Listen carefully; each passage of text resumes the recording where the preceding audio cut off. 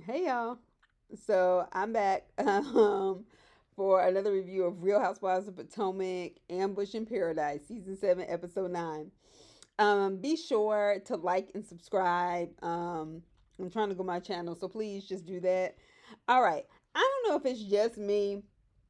I don't care if it's just me because this is where I stand on it. The taglines this season for the intro are just terrible. Like, I just don't understand. Do these women not have any friends? I mean, friends, like outside the show, people they hang around to run this shit by. Like, I don't even understand how this makes it. How a producer, how a director doesn't say, this isn't going to work. But anyway, so they have Karen's 59th dinner party, or at least that's what it was supposed to be. So nobody was out there. They were all supposed to be dressed in white or whatever. So Karen says hey to Giselle as she comes downstairs. And Karen said, well, Mia told me she's not hosting my birthday. Karen's over it. Like, honestly, Karen don't even sound like she give a fuck. It's just like she is over it. She has clearly said this has been a birthday from hell, and y'all ought to be ashamed of yourself for leaving it that way. So Karen's over it. She says, but she is hungry, so she doesn't care if it's a regular dinner party. She just wants to eat. Um, Now Mia had everybody dressed in white, and then comes down in a printed dress with the white background. Girl, talk about tacky. Now, if that was an indication of your purity or lack thereof, then maybe I could rock with it. But you need to explain that to people because that I'm gonna tell you right now, that shit was not. That's not the move. Not at somebody else's birthday dinner. Anyway, or not dinner, whatever the fuck it was. So Jacqueline tells Mia when they're up talking in the bathroom, she was like, Karen never said for you not to do anything for her. She said you don't have to. She said, well, as far as I'm concerned, that means you don't appreciate it. And I was like, Mia has the mind of a 15-year-old girl. She does. Mia, I've tried with you. I've tried to understand you going through foster care, you having a story to tell, but girl, whew. Anyway, so they try to toast Karen on her birthday, and Ashley tries to do this after 7 years, and they're like, please don't do that. And Robin comes down.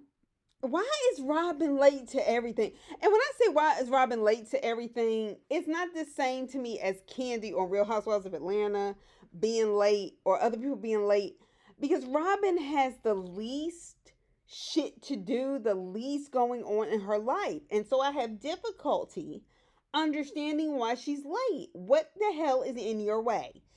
Anyway, so Mia says she could have sat this one out as she comes to sit at the table.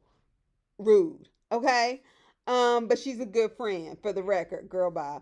Um, Girl, are you celebrating Karen's birthday or not? Because otherwise, you could just lay your ass upstairs in them rooms that y'all sharing and just enjoy the fact that you were by yourself in the room. But anyway, just get your life together. So Giselle, with her messy ass, says she thinks they should go around the table and give their funniest Karen moment. All right. Now, I was sitting up here like, oh, here we go. Anything Giselle suggests is messy.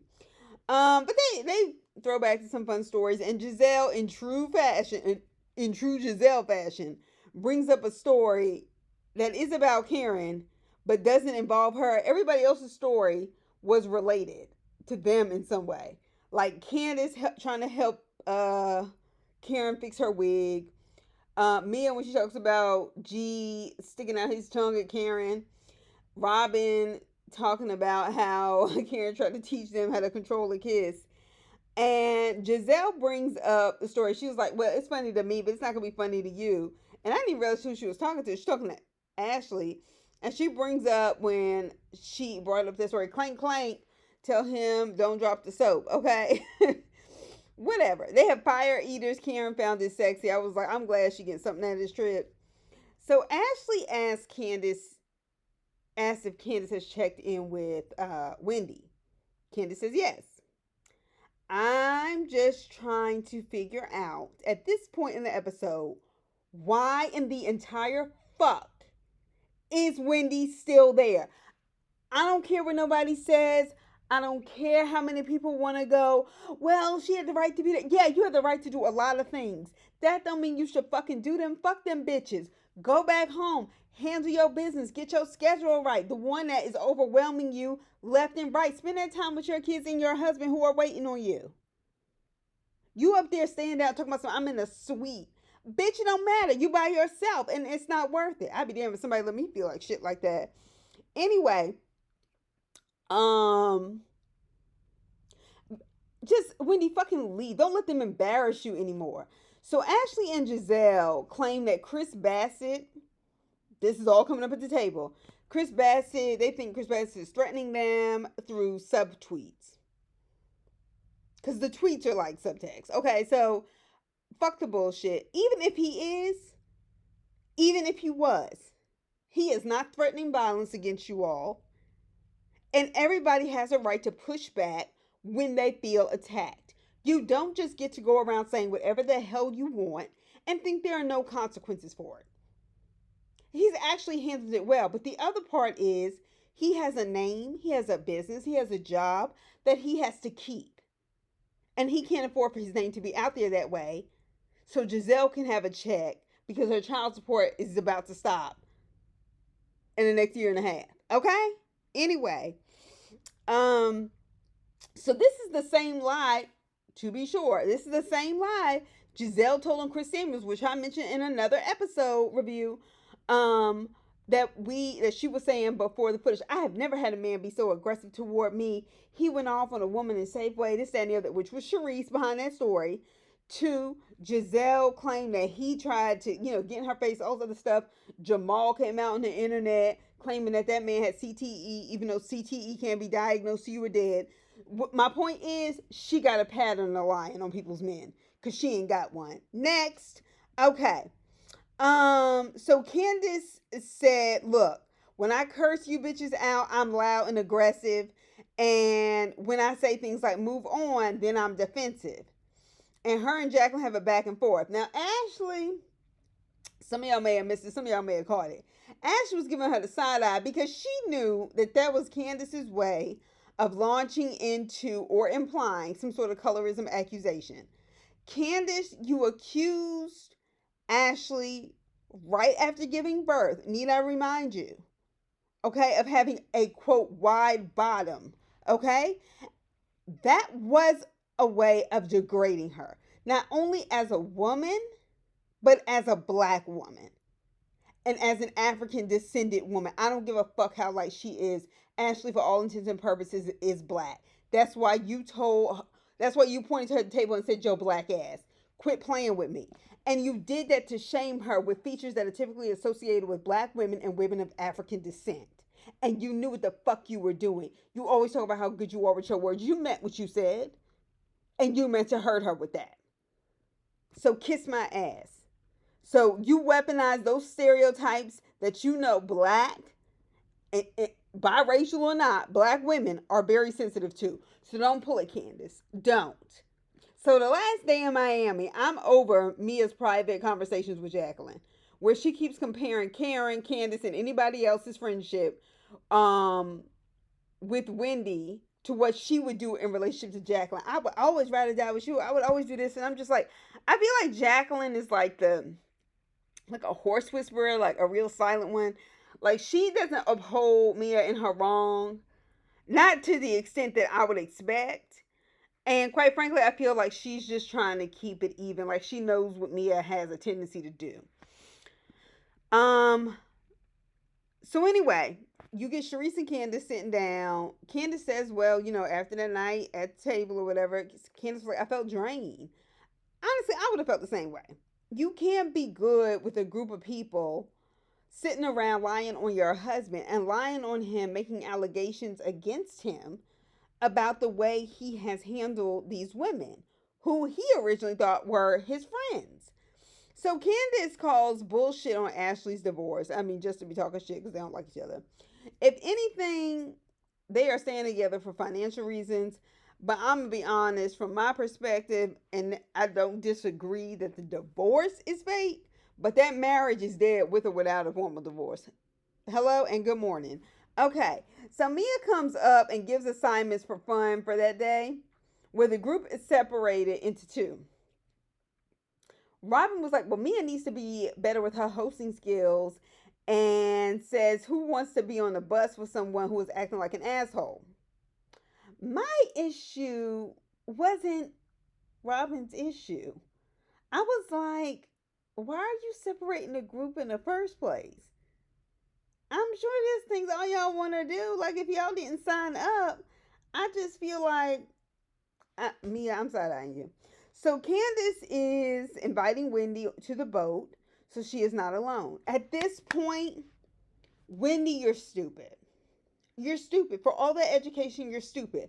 Go home. Stop going to places where it is tense, where you can cut the air with a knife,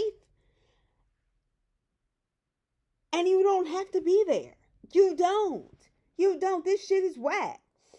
And you know what kills me? Why, just quickly, while we on a colorism conversation and Ice and Wendy out and all this shit, and the thing that kills me, especially with a lot of people here on YouTube, a lot of the same black people who are claiming colorism on this cast, um, were also the same people still discussing how light skinned ass Will Smith smacked almost 6-year old dark skinned Chris Rock across the face over a bullshit joke at the fucking Oscars of all places, and emasculated another dark skinned black man and laughed about it and said he deserved it. This shit wasn't a big deal. The fuck it wasn't. That was not the first time Jada Pinkett and Will Smith had sat in anybody's awards ceremony celebration and had to deal with uncomfortable jokes. They've been in show business for well over 35 years. They are seasoned in the game. And he walked on that stage, emasculated another black man, took the attention off of Questlove, who won an Oscar for that documentary. I think it was called Summer in Love, where he did that big music fest in Harlem. Historical stuff, not fake shit, not fiction, where he really worked and did that. It's funny to me how y'all defended light skinned good boy Will Smith. And then when it comes to this shit, oh, it's colorism, it's colorism, it's colorism. Like I said, if you gonna call this shit out, we need to have a real motherfucking conversation. Because this shit is inconsequential. That bullshit that they did on the Oscars when a black man was directing it, and even after he smacked the shit at Chris Rock, everybody gave him a standing ovation. Get the fuck out of here. Anyway, I know that ain't got nothing to do with that, but I'm just trying to make a point. Anyway, so Robin says she doesn't care if Wendy is invited after Candace, to her credit, asked Robin directly how she felt. So Karen apologizes to Wendy for not so much caring about, Karen apologizes to Mia, not necessarily for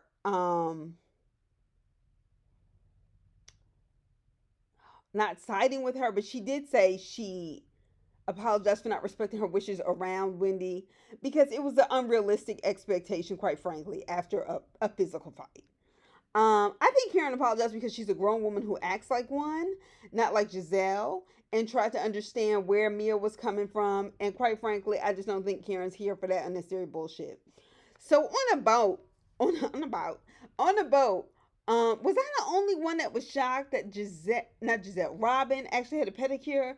Did it just seem like the the camera was on her feet for a long time, like they were shocked too, like they was trying to find something wrong with her feet?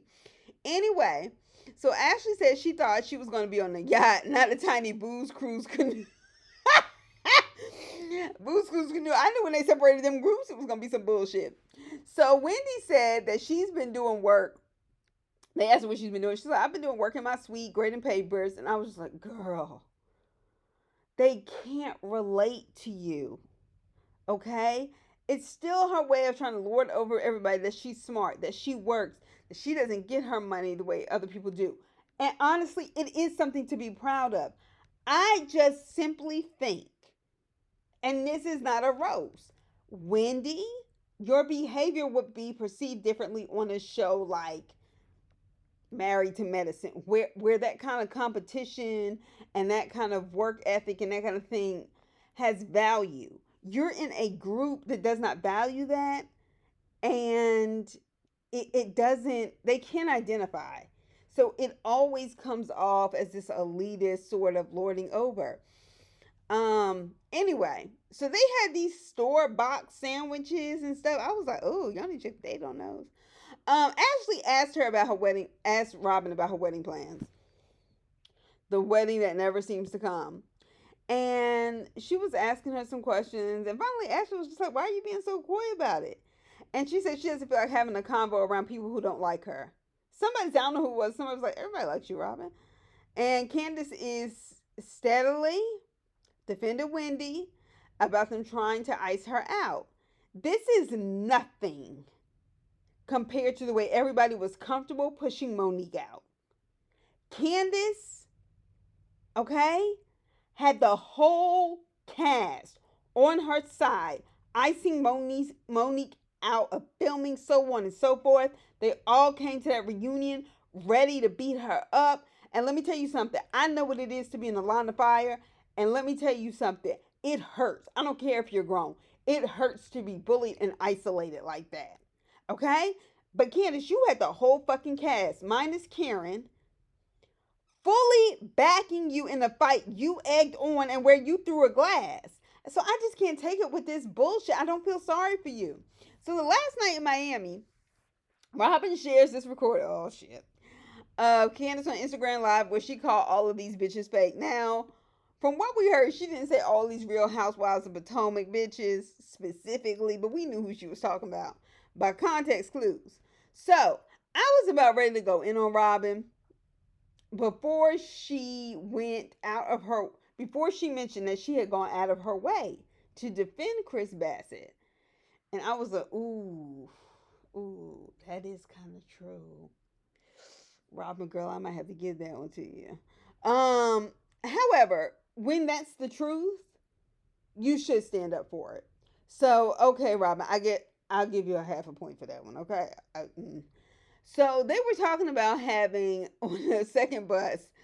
They were talking about having Wawa sandwiches for dinner the night before in the van with Cherise. I don't know if y'all know about Wawa, the gas station, and I typically wouldn't buy nothing but Skittles and the Dr. Pepper out of a gas station, but the Wawa ain't like just no regular gas station. I cannot wait when I cross over into Pennsylvania to get to when I'm going to my aunt's to see a Wawa. Because let me tell you something, them sandwiches are everything. Them hoagies, oh my gosh. If you've never been, you got to try it. So they go to this sit down dinner. Because we haven't witnessed enough of these on this trip, in this entire Housewives franchise, and on this fucking channel. We haven't seen enough sit down dinners, so they give us another one where nothing will be resolved. So Ashley invites Wendy. Why? Like, I get the logic in the sense that, sure, Wendy should be there for her friend's birthday. But once there has been a fight, it isn't the same. It's not the same for Wendy. It's not the same for Mia. Wendy calls Ashley a disrespectful little brat. Ashley, that was messy. Now, Cherise called out Ashley for not discussing it with the group. Because at that point, I think it was just kind of like, maybe we should just let sleeping dogs lie. This has not worked out well. So my thing is, Cherise calling Ashley out. Is that colorism too? Right. Okay. So Candace started with Jacqueline and asked why she hasn't jumped in for her friend. Candace and Jacqueline goes back and forth with Candace. Candace. You have proven you don't have hands like that. Something about Jacqueline just tells me that's not the kind of chick you fuck with. She seems like she will wear your motherfucking ass out. Okay. So anyway, Ashley says, can they at least say where they stand? So Wendy handled it like a grown woman. And apologized for her role in the lead up to, Mia throwing water in her face. However, Wendy, you better than me. I wouldn't have apologized for a motherfucking thing. All that shit was Mia's fault. She started it. She egged it on. She threw water in your face. You don't owe her a goddamn thing. And I realized you were trying to be grown and mature. And for all I know, you could be trying to save the appearance of yourself for your job. And if that's the case, then I understand. But other than that, fuck that bitch. That bitch did you wrong, and that's it. And I don't know if this is just Wendy trying to make sure she can solidify a way to film, but some shit, like I said, ain't worth the money. Okay. So, moving past that. Um, Mia, your lack of acceptance for the apology was immature, but I don't expect more of you. So Robin says she has something for everybody because she just can't help herself. Candace was like, "What? What do you have?" It seemed like a very nervous reaction, honestly, because her and Robin just kind of weren't fucking with each other for a minute. Honestly, Candace calling them a bunch of fake bitches, you ain't lying. I'll give it to you, girl. You are not lying. Okay? But she forgot to include herself though, because she is definitely peddling her EPs and them weak ass vocals on the show. Anyway, so she was in her feelings after they attacked her husband. Rightfully so. Okay, I would be in my feelings about that too. I think I'm not sure what the timeline was, in terms of her getting upset and then calling Chris. But when she called them some fake ass bitches and they let it play, I mean, fuck it, the truth's the truth. So, like, do these people have friends in real life? Because you can't possibly have friends acting like Robin, Giselle, unless it's a bunch of chicks you haze at Hampton as an AKA, and they're still scared of you. And even then, that's not a friendship. Candace says, "Well, I appreciate the ambush," obviously being sarcastic. And then says, "But if she said it on her IG Live, she believes it." Candace, girl, this ain't your way to an apology. But okay. Candace checks Ashley and Giselle and points them and says, "You are disloyal." Ashley interrupts and said, first of all, I think that had to be offensive to Mia, whether she expressed that at the time or not. I mean, not Mia, Wendy, whether she expressed that at the time or not, because I guess she did feel like Candace was a friend. Candace has been taken up for her, so on and so forth, but I think that probably made Wendy feel like shit. That's also why I think Wendy should have gone home. Candy says she appreciates the ambush. I said that. Ashley interrupts and says, "Look, well, I hate to do this because Candace tried to make caveat. She said all of these, bitches are disloyal except for you, Karen." And Karen says, "But she says you are sneaking out and dating other men." Karen looked angry, but she looked, to me, more than angry, she looked hurt. Like she didn't like it hit her hard. And she said, "I've told y'all about this bullshit before. Unless you have pictures, documentation, don't call me, don't say anything about me." And I understand that. I understand that. And I understand we're on reality TV, so on and so forth. But the bottom line is, y'all have used Karen's marriage as something to throw darts at over and over and over again. And clearly, saying these lies ain't doing shit because Karen and Ray still together. She ain't going nowhere and he ain't either. And when they rolled that tape back, I had completely forgotten about that clip because Ashley's such a liar, I didn't even believe it. They played their tape back, and what we saw was the kind of liar Candace really is. Because she kept going and said, "That doesn't even sound like something I would say. And why would I say it to her black ass?" Good question, Candace. But you did. You did. You did. And that, I don't know if it was editing, but I remember that conversation came up out of nowhere. So Karen didn't deserve that. Period. She didn't deserve it, period. But certainly not in her birthday weekend or whatever it was. Giselle was messy in the confessional and said that she didn't say it wasn't true, but said to keep her name out the streets, and then she started laughing. My thing is, Giselle, but you don't have a man for us to laugh at. So we can laugh at that. How about that? Now, Giselle, considering you and Jamal's bullshit, Giselle, somebody should have been let you have it. I mean, really wore your ass the fuck out, dragged you down a cement block. Okay? But anyway, I mean, not that, but just roughed her up enough to be scared. She talked too much. All right, so Candace called Chris crying, claiming that most of them are not loyal, which is different from what was said in the recording. I'm just so over her fucking crying. Bitch, grow up. All right. Y'all fucked up Karen's birthday. All y'all. Everybody around that table. Fuck Karen's birthday up. You ought to be ashamed of yourself, and you ought to have another party, a black tie affair, waiting on her when she get back. Anyway, they had fun at the club. They all of a sudden go to the club. Giselle goes home because she's tired, and so Candace is calling her old, and she's this and she's that, and I'm just like, okay. But honestly, I too am one of those people.